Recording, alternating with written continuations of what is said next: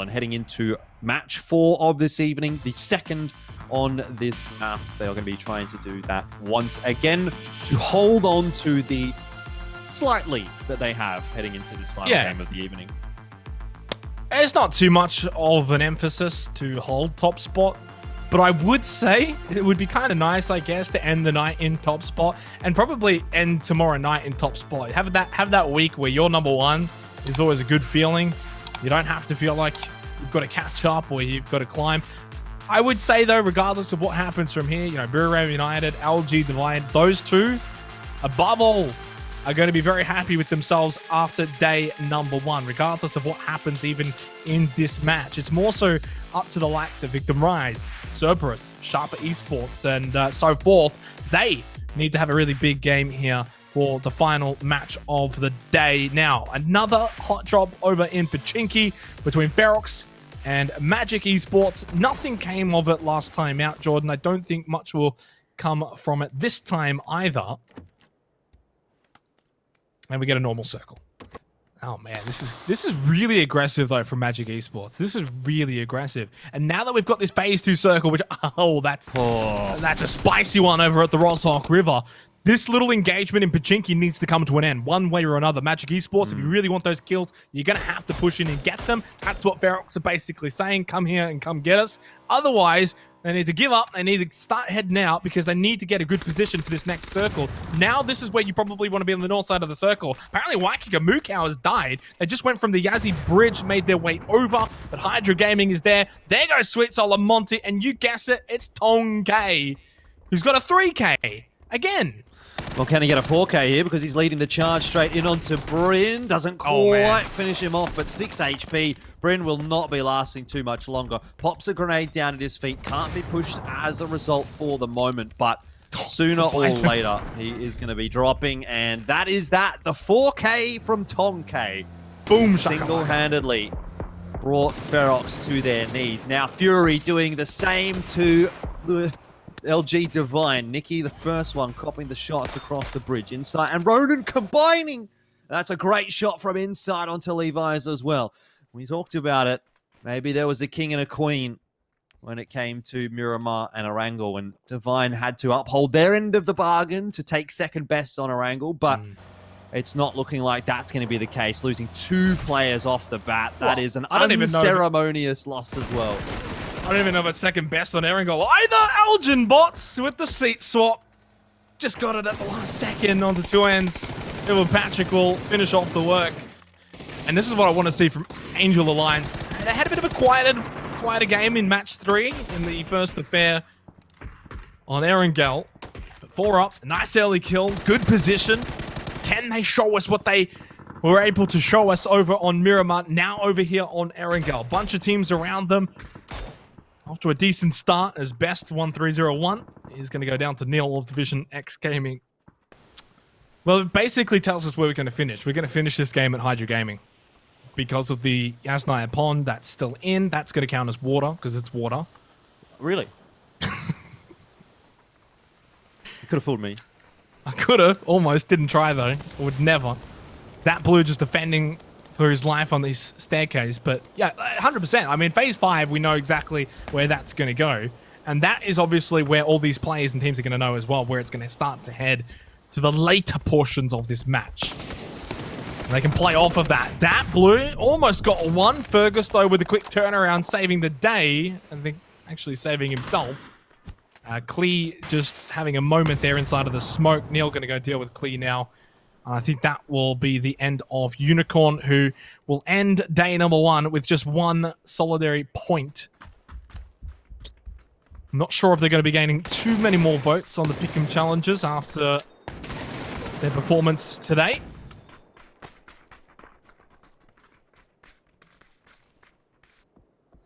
Well, that's a hefty northern shift, exactly as you say, Xenox. It was going to go straight over Hydra Gaming. We're not too surprised to see that one, courtesy of the water in the pond. That is, in fact, water, and definitely not anything but water. Yep. Big spray from Poochills. Not going to land the finishing blow onto Seymour. But Chibirit is going to do it for him by driving straight into him. And that's going to open the door for Nan to get himself the freest point of his life for Angel Alliance. Well, They say you got to take the opportunity when it presents itself, and they've done just that. So I guess you'll be happy. And if you're someone that's after a code today, you'll be happy as well because it's on your screen right now. Go ahead and whack that in.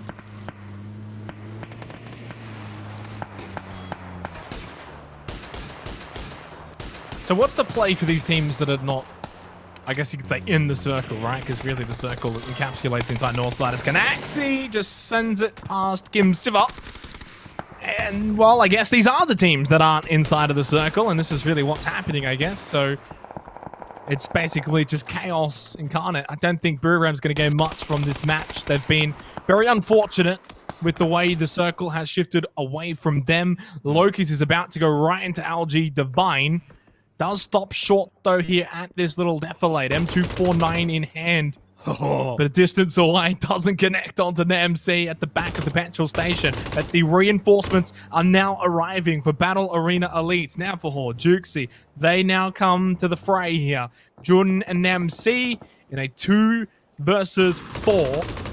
LG Divine are about to end this game, I think, with 0 points, unless the MC can find a kill here. Looking pretty unlikely, if I'm honest, Xenox, but the blue at the back of Bay does force them to move. Wow, Buriram, no points either. Yeah, that really gives the opportunity for quite a few teams to close the distance.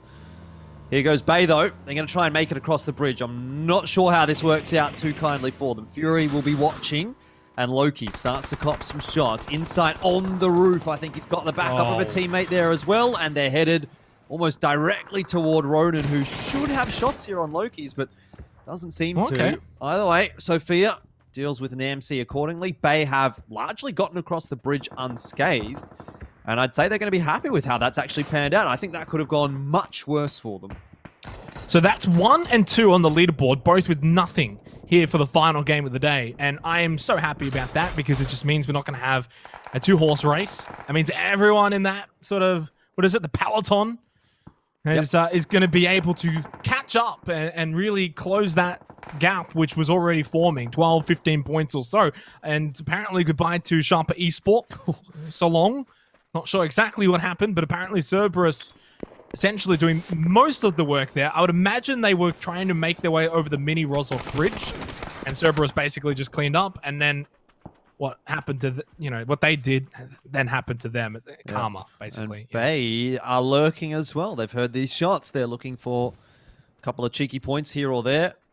Molotov's going to get chucked in. Won't land on top of Amuma. But Neferhor has spotted out 1 or 2 of the Magic players. Can't quite land the finishing blows. He would have. They were out in the open. It would have been a free kill for Bay. But they're going to have to duck their heads back down because Fury behind them will have shots flood up on that roof in the fragging position. Try and put that to good use. Already shots going through from him. On the other side of the map up towards the north, it's Division X that are trying to breach Purple Mood, and it's kind of working, kind of not working. It's all over the place, and so are we. Back over to Angel Alliance, who are now breaching Victim Rise, one of those teams that was trying to close the gap with the top, but for Buriram and for LG Divine, the 2 teams that are at the top, getting nothing out of this game, they'll be happy to see Victim Rise really not getting a whole lot here either. Look at the patience, though, from Angel Alliance, playing this so well. Genfoss is basically forced to run in, but they are not going to just send it in there. Now, Evil Patrick wants to go to the back side of the building. Did catch a bit of that Molotov. The jump-up spray probably not going to work, and certainly didn't. Mad Dog going to be knocked. Patrick, too. It was already quite low. Surely Angel Alliance aren't just going to balls this one up. No, they're not. Nan comes up big, as Nan usually does. 5 kills for Angel Alliance. They take out one of their direct competitors and they jump up into the top 6. We're not done yet, though. This has been a bloodbath of a final game for PCS3 APAC. 21 minutes, but there's only 23 alive, 7 teams. Loki's the last one alive for Battle Arena Elites, and he's almost just ran himself over. Practically did. Rabbit will eliminate him from Hydra Gaming. Bay are out in 7th, 6 teams left. We head over to Day Trade versus Magic Esports. No kills yet for Day Trade. 3 up against the 3 or 4. It's actually the 4. Umimar just revived. Venonika's knocked by Tong K, who has been on a tear these last few games. Yeah, Tong K is going absolutely nuts at the moment. There's a Molotov chucked right in from him. Would have loved to have seen where that landed because it looks almost good. The second one is very good. On top Very of good. Anodica, Flash is going to probably drop here as well. And he will. Tom K, it's a double kill for him. He's going to add another couple of points to the tally for Magic. And starting to see Magic really flex their muscles. They've been quiet so far today. I don't think Alliance can actually third party this. Tom K ends up just wiping day trade single-handedly. He has 8 of the 10 kills for Magic Esports, and they're up into the top 3 from, I thought they were like bottom 5, bottom 6. I don't know anymore, Jordan. This game has had it all. This night has had it all. They've got 4 lives, but the position's not good. And it also doesn't bode well either for Angel Alliance. How do you get down from here is the question. I don't think you can. They're going to have to find a way. Hopefully they've got some vehicles. They can just send it. Maybe they can breach Hydra Gaming. There isn't really any other places to go. There's Here we go. Could potentially go to the power lines. You know, there's a bit of cover around there. It's not great. Is it better than breaching, crashing Hydra Gaming in the petty? Oh, this is going to have to pull they're up. going to go for either. Yeah, the thing is, pull with up. this position, you can see underneath the fence, so you'll be able to see the feet of Hydra Gaming, and they won't be able to really see you. And well, the way that Hydra Gaming are positioning themselves is on the inside of the petrol station as well, so they're not around the area, which means it is a lot easier for Angel Alliance to get to this sort of position. But now they're going to have behind them Magic Esports making the drive. There is 3 or 4, I don't know, there's 3 or 4 people, I think 3 inside of this UAZ, I don't know at the moment, I think they're all in there. They are. Patrick, Mad Dog, all getting involved. Angel Alliance just annihilating they need to turn around. Magic Esports, and as you said, they need to turn around. The job's not done. There's a few teams they've got to still deal with from the future to the north of them, and obviously Hydra Gaming inside the petrol station. Down to the final 4 teams, 55 seconds till phase 7. It is so early on in this final game, and yet everyone's dead. Yeah, Fury back again into the top 4, so turning their fortunes around here on Erangel. From the future, trying to do the same. They're down toward the bottom end of the standings, but if they have a good finish here, maybe they can jump back up and put themselves in a reasonable spot heading into day number 2. Jeez. The main storyline, though, to watch. Angel. Hydra Gaming. No, it's Angel. And Angel. The It's 2 not teams Hydra. that... Well, they can try. I mean, if they can get a lot of these points towards the end, they can definitely jump up.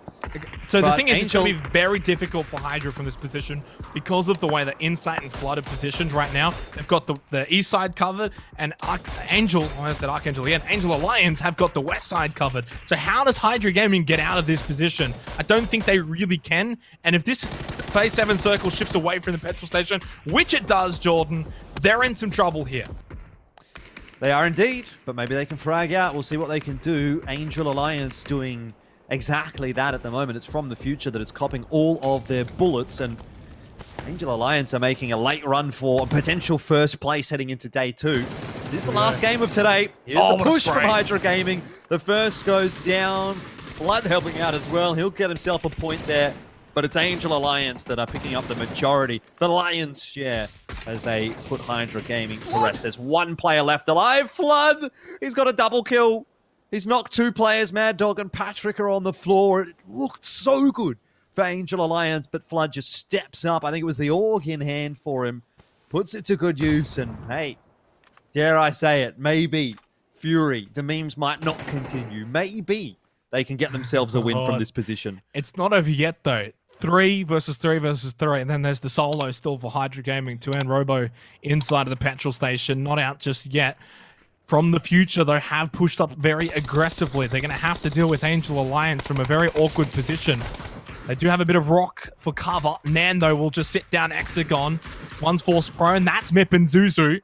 And then you got Triple X up as well. So they're down to just 2 standing. I'm not sure if Hexagon's going to be able to get revived. Fury are obviously going to play for position. They don't need to move. Insight Ronin will still just hold. Watch this east side of the petrol station. But Angel Alliance will need to get moving. 45 seconds, and that blue's slowly pushing in on them. Where do you go from here? It's probably the push onto this rock, from the future. Man, gonna cop the shots there from inside. It's Fury that are really ramping up at the moment late in this game, and it's been since game number 14 of PCS1 But they last got a victory in PCS. I mean, this year, I guess. Not counting qualifiers and such. But maybe, just maybe there's one on the cards here. That's a nice toss from Flood with the Molotov. Gets rid of Mipanzuzu from the future. And it really is just looking a little bit too easy right now. They got it. No one's shooting them, and they're shooting everyone. They're going to get their first chicken dinner since, what was the day? Do we know? But PCS1 APAC had come and gone. PCS2 APAC had come and gone. It's PCS3 APAC and a chicken dinner for Fury. They are back. No doubt about that. Second place, only 1 point behind Buram. What a turnaround. All my life I want money and power, respect my mind, no die from last shot. I pray my dick get big as the Apple Tower, so I can fuck the world for 72 hours. Goddamn, I feel amazing.